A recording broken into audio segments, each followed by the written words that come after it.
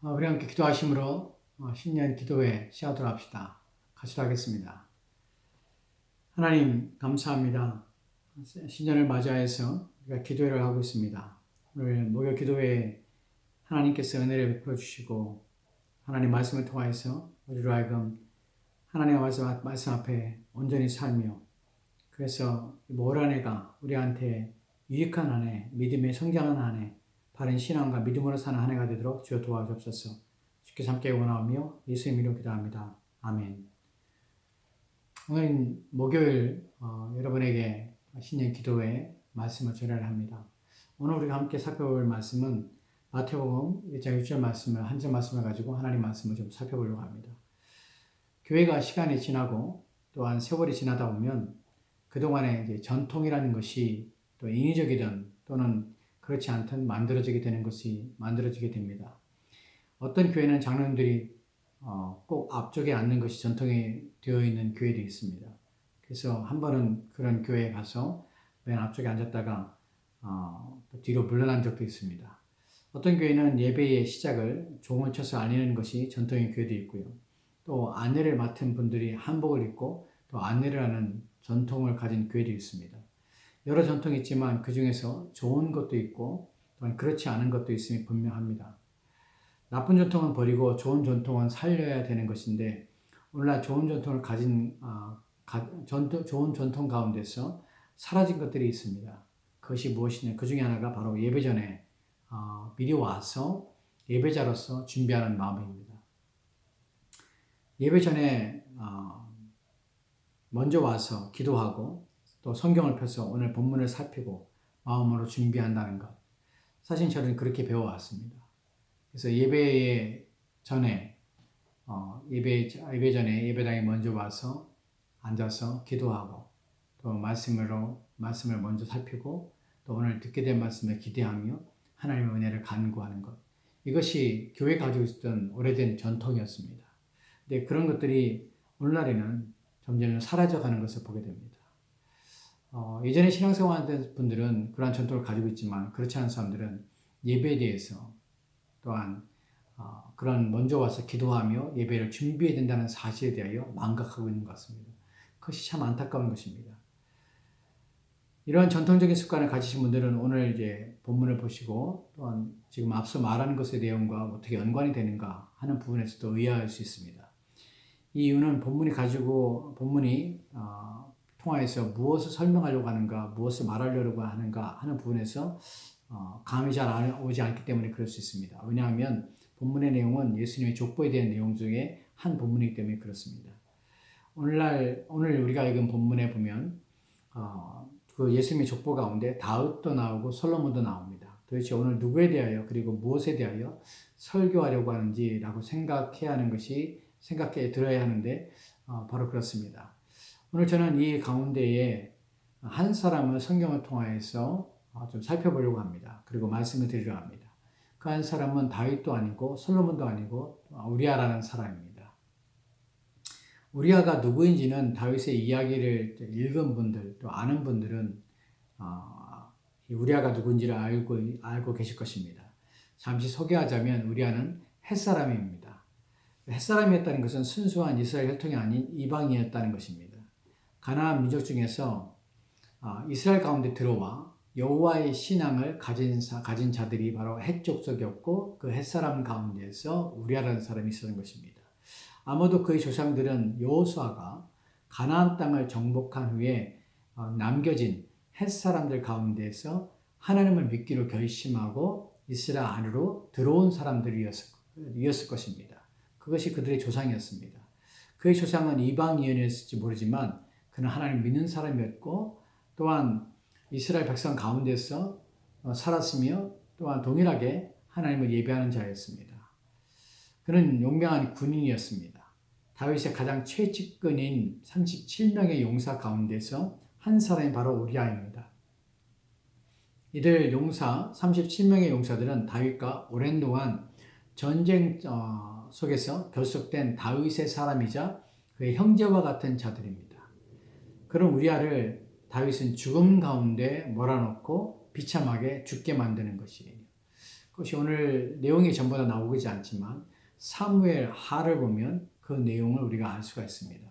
사무엘 하 11장에 바로 그 내용들이 등장하게 되는데 다윗이 우리아의 아내 밧세바와 동침을 하게 됨으로 문제가 발생하게 됩니다. 밧세바가 임신했기 때문입니다. 자신의 부하의 아내와 동침한 죄를 덮기 위해서 다윗은 전쟁터에 있는 우리아를 급하게 왕궁으로 불러들입니다. 그리고 사무엘하 11장 6절 이하를 보면 다윗은 우리아를 불러서 요압의 안부와 또한 군사의 안부와 싸움이 어떠한가를 묻습니다. 그러나 사실은 다윗의 마음속에서는 이러한 것에 대한 관심이 전혀 없었던 것이지요. 왜냐하면 지금 자신이 버려놓은 우리아의 아내인 밧세바가 임신했다는 사실, 그것을 감추기 위해서 바로 전쟁터에 있던 우리아를 불러냈기 때문에 전쟁의 상황과는 지금 다윗의 마음은 전혀 관심이 없는 것입니다. 다윗의 마음속에서 빨리 자신의 죄를 덮기 위해서 우리아를 집으로 돌아가게 해서 아내와 동침하게 하는 것, 그것이 다윗의 마음속에 있었던 것입니다. 다윗은 왕으로서 전쟁터에 자신의 부하를 아끼는 척하면서 우리아에게 집으로 돌아가서 발을 씻으라고 권면하고 있습니다. 발을 씻으라는 표현은 푹 쉬라는 히브리어적인 관용적인 표현입니다. 그리고 다윗은 식물을 보내었다고 합니다. 이 단어를 공동번역에서는 왕이 하사하는 술상으로 번역을 했습니다. 이것이 이제 그 의미가 바로 그런 의미입니다. 즉 일리가 있는 것은 다윗은 우리아가 술상을 받고 술을 먹고 그래서 편안함과 또한 포만감을 가지고 아내와 동침하여서 그렇게 말미암아서 밧세바가 임신하는 것이 자신의 죄가 간음한 자신의 죄를 덮기 위한 수단으로 삼고자 하는 것입니다. 근데 문제가 생겼습니다. 그 문제는 무엇이냐면 우리아가 집에 가지 않고 왕궁 문에서 다윗의 부하들과 더불어 잤다는 것입니다. 성경이 무엇이라고 말하고 있는가 하면 사무엘하 11장 9절 말씀을 보면 이렇게 기록되어 있습니다. 제가 봉독하겠습니다. 그 주의 신복들로 더불어 잔지라. 아멘. 이 말씀을 좀 더 설명하자면 자신의 주인인 다윗의 모든 종들과 함께 잠을 잤다는 것입니다. 성경이 그냥 왕궁 문에서 다윗이 잤다고 하지 않습니다. 의도를 가지고 말하고 있는 것입니다. 다윗은 여전히 그의 주인입니다. 그리고 주인의 종들과 함께 잠을 잔 것입니다. 이것이 의미하는 것이 무엇입니까? 우리아의 마음입니다.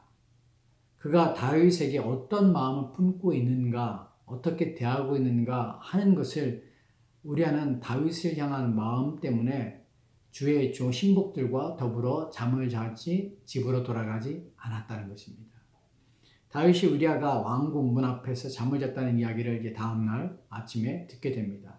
그리고 그를 불러서 묻습니다. 사실은 그의 마음은 따지고 있는 것입니다. 너 왜 집에 가지 않았어? 라고 따지는 것입니다.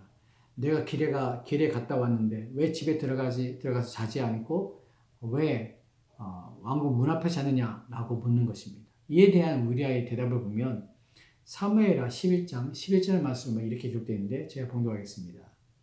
우리아가 다윗에게 고하되 언약궤와 이스라엘과 유다와가 영체 가운데 유하고 내 주 요압과 내 왕의 신복들이 바깥들에 유진하였거늘 내가 어찌 내 집으로 가서 먹고 마시고 내 처와 같이 자리이까? 내가 이 일을 행치 아니하기로 왕의 사심과 왕의 혼의 사심을 가리켜 맹세하나이다 라고 합니다. 핵심은 법궤, 이스라엘, 유다가 모두 바깥 텐트에 있고 자신의 상관, 동료들이 지금 바깥 들판에 있습니다. 근데 내가 어떻게 내 집으로 가서 먹고 마시고 내 처와 자겠습니까? 나를 위해서 그 어떤 것도 할 수 없다는 것입니다. 나만 즐거울 수 없고 나만 행복하거나 나만 기쁨을 누릴 수 없다는 것입니다. 우리아는 그냥 평범한 군인이 아닙니다. 충성되고 의리 있는 군인이며 신의가 있는 사람이며 또한 다윗을 주인으로서 바르게 섬기며 그런 사람이었습니다. 다윗은 그를 취하게도 하지만 그는 여전히 집으로 돌아가지 않습니다. 다윗은 편지 한 장을 그의 손에 빌려서 전쟁터로 보내게 됩니다. 그 편지는 장군 요압에게 보내는 편지인데 그를 전쟁의 한 중심에 세워서 전쟁의 싸움을 가장하여서 그를 죽이라는 편지였습니다. 이에 요압은 라파산 전투에서 가장 강력한 수비군이 있는 곳을 공격하는 척하면서 우리아를 앞세워서 죽게 합니다. 이렇게 우리아는 죽었습니다. 우리 이런 죽임을 당한 우리아를 어떻게 해석하고 어떻게 이해하는가 하는 것이 오늘 말씀의 핵심입니다. 우리아를 통하여 우리가 배우는 것이 그러니까 사람은 적당히 즐길 줄 알아야 한다는 것에 대하여 지금 말하고 있는 것입니까? 너무 정직하거나 너무 잘난 척하면 안 된다는 것을 말하고자 하는 것입니까? 사람이 좀 융통성이 있어서 눈치껏 살아야지 하는 것을 지금 말하는 것입니까? 오늘 세상의 기준으로 보면 그는 참 불쌍한 사람입니다. 자신이 가장 사랑하는 사람으로부터 배신을 당했기 때문에 그렇습니다. 자신이 사랑했던 아내로부터 배신을 당했고요. 자신이 충성을 다하고 생명을 바쳐서 순종하고 복종하며 또한 마음을 다했던 자기의 주군으로부터 배신을 당하고 또한 함께 전쟁터에 있던 요압으로부터 또한 배신을 당하였습니다. 이러한 삶을 살았기 때문에 그는 참으로 그의 삶은 비참하고 참혹한 삶이었던 것이 사실입니다. 무엇이 우리를 통하여서 우리를 깨닫게 하는 것일까요? 왜 이런 것들을 기록하며 또한 말씀하고 있는 것일까요? 우리의 인생은 배신으로 실패한 인생입니까? 아무것도 얻지 못하고 그냥 사라져버린 인생이고 가치 없는 인생입니까? 성경은 그렇게 말하고 있지 않다는 것입니다. 오늘 우리가 읽은 본문이 바로 그 증거입니다. 마태복음 1장은 예수님의 족보입니다. 이 족보를 보면 대개 남자들만 등장합니다. 아브라함이 이삭을 낳았고 또한 그 다음에 이삭이 야곱을 낳고 이런 것에서 알 수 있듯이 남자들이 나오는데 갑자기 여자들이 등장하는 부분이 있습니다. 총 5명의 여자들이 등장하는데 모두 특별한 경우들입니다. 그런데 그 여자 중에 이름이 없고 누구의 아내로 등장하는 것이 바로 밧세바입니다. 그의 이름이 있음에도 불구하고 그는 우리아의 아내로 등장합니다. 문제는 밧세바는 우리아가 죽은 후에 다윗의 아내라는 명칭으로 바뀌었다는 것입니다. 그런데도 불구하고 마태는 다윗이 솔로몬을 낳고 라고 하지 않고 그것도 다윗이 밧세바에게서 솔로몬을 낳고 라고 하지도 않고 다윗이 우리아의 아내에게서 솔로몬을 낳았다고 표현하고 있다는 것입니다. 이것은 분명한 의도를 가지고 기록한 것입니다. 이것은 다윗의 허물을 드러내기 위한 의도이기도 합니다. 또한 하나님은 이러한 죄인들 가운데서 예수 그리스도를 이 땅에 보내셔서 구원하시겠다는 그분의 계획을 포기하지 않으셨고 이런 약한 자들에게 은혜를 베푸시고 하나님의 뜻을 성취하신다는 의미도 됩니다. 그럼에도 또 다른 한 가지는 밧세바는 다윗의 아내가 아니라 충직한 우리아의 아내이며 또한 우리아의 인생은 실패한 것이 아니라 그의 이름이 예수님의 족보에 오르는 영광스러운 자라는 것입니다. 오늘 우리가 살펴볼 마태복음 1장 6절의 원문을 보면 밧세바를 어떻게 부르냐면 우리아의 그녀라고 표현합니다. 원문의 의미가 그렇습니다. 이것은 비록 세상적인 가치관으로 충성과 헌신의 결과 배신과 속임이었지만 그의 충성과 헌신은 결코 헛된 것이 아니며 하나님이 기억하시는 인생이 되었다는 사실입니다. 우리아는 그를 아는 사람들에 의해서 잊혀진 사람입니다. 그러나 그는 하나님께서 기억하신 사람이며 의미 있는 인생을 살았다는 것입니다. 왜냐하면 밧세바라는 이름이 아니라 우리아의 그녀라는 표현 때문에 우리아가 예수님의 족보에 이름을 올리고 있는 것입니다. 이것이 오늘날 왜 중요합니까? 오늘 신자들이 가지고 있는 신앙의 변질의 중심에 있는 것이 성공주의 신학이라고 불리는 것 때문에 그렇습니다. 예전에 설교에 예화를 하나 듣게 되었는데 한번 들어보십시오. 어떤 내용인지. 이 제목은 순종의 결과입니다.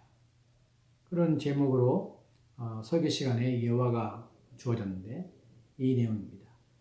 소년은 몹시 가난했으나 11조를 빼먹은 적이 없었고 신앙생활도 열심히 했습니다.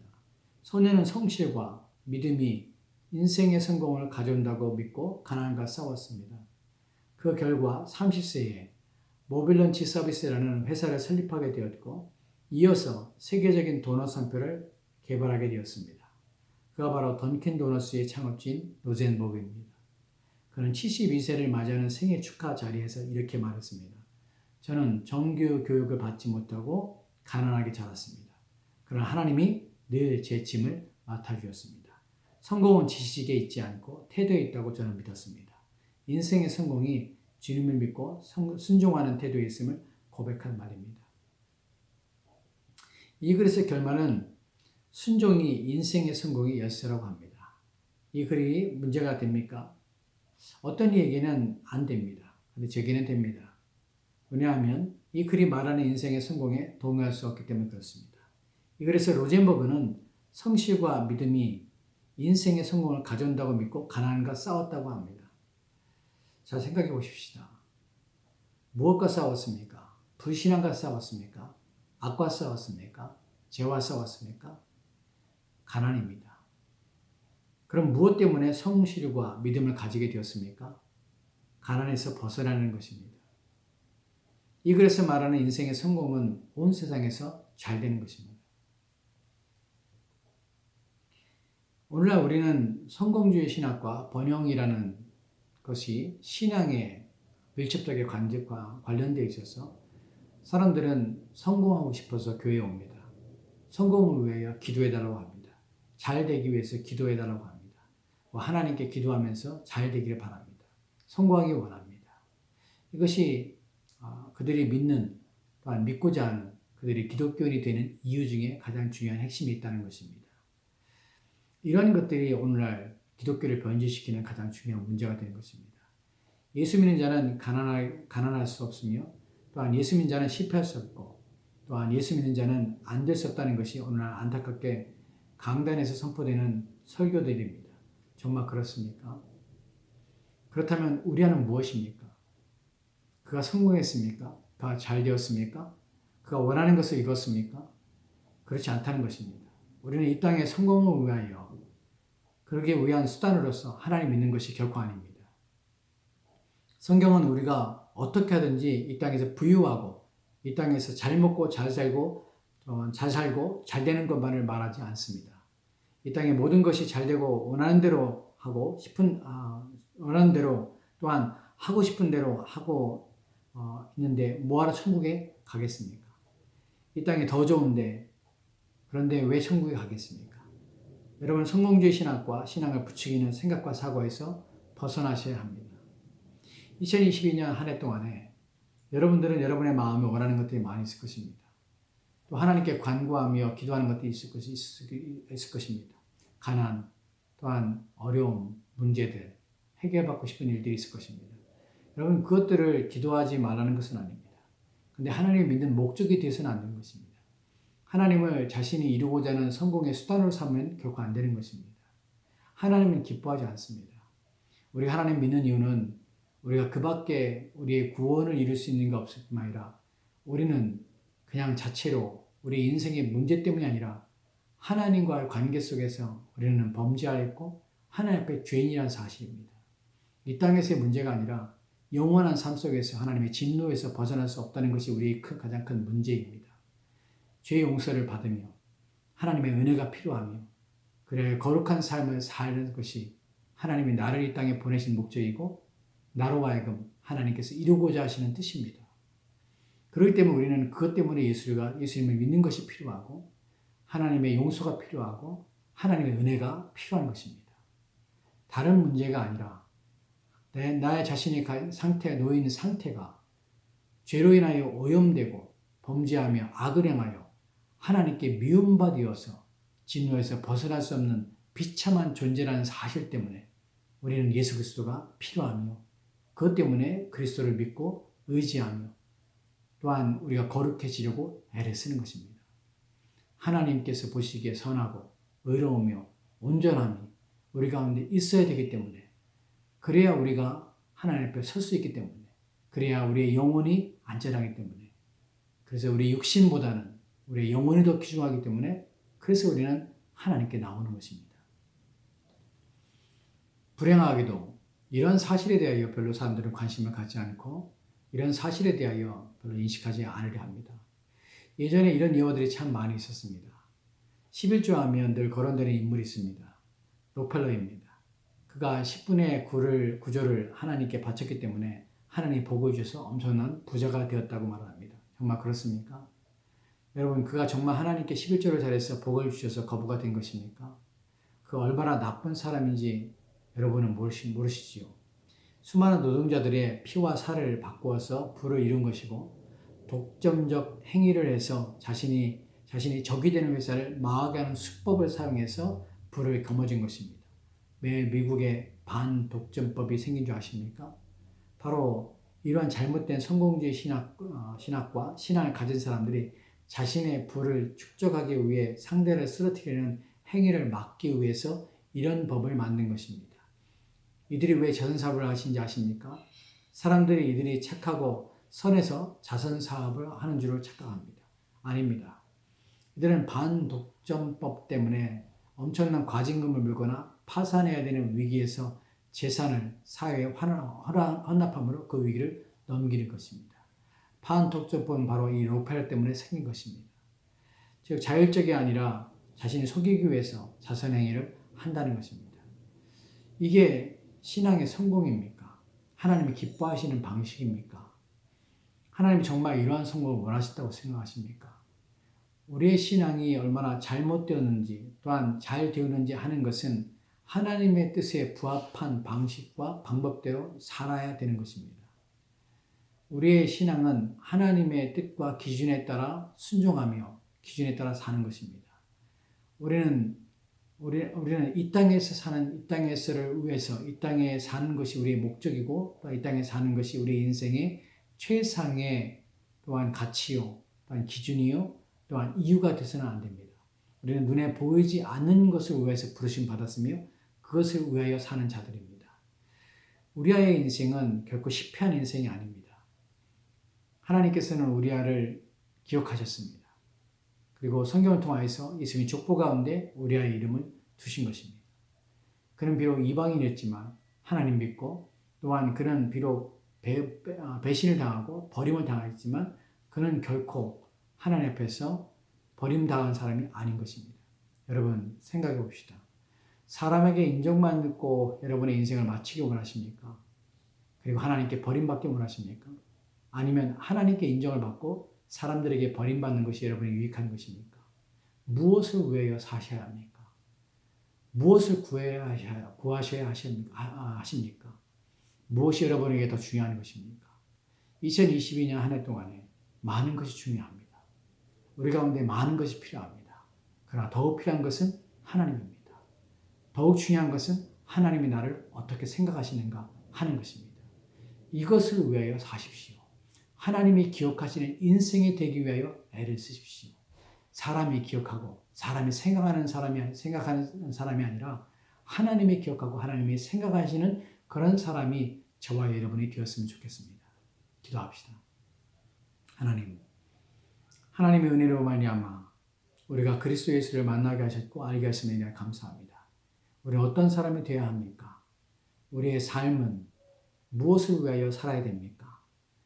우리처럼 비록 버림받고 배신당하여 세상 사람들에게 실패한 인생처럼 보이지만 하나님께는 실패하지 아니하며 하나님께서는 그를 통하여 다윗을 온전하게 하셨고 그를 통하여서 하나님께서는 예수님의 족보 가운데 두심하냐마 그를 기억하심으로 기억하신 자가 있는데 그분이 하나님이심을 알게 하심으로 우리로 하여금 어떠한 인생, 어떠한 삶을 추구하며 살아야 할지를 보이게 하심을 인하여 감사드립니다. 2022년 한 해 많은 것이 필요합니다. 많은 것이 우리 가운데 요구됩니다. 그러나 그 중에 하나님을 더 요구하며 바라며 하나님께 기억되며 하나님께 인정하는 삶 되기 위해서 애를 쓰는 한 해가 되도록 주여 도와 주시옵소서. 주께서 우리 모두에게 이런 마음을 주시기에 소망하며 감사드리며 살아계신 예수 그리스도로 기도합니다. 아멘.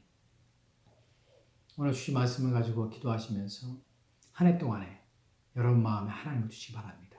하나님이 기억하는 사람 되기 위해서 애를 쓰시기 바랍니다.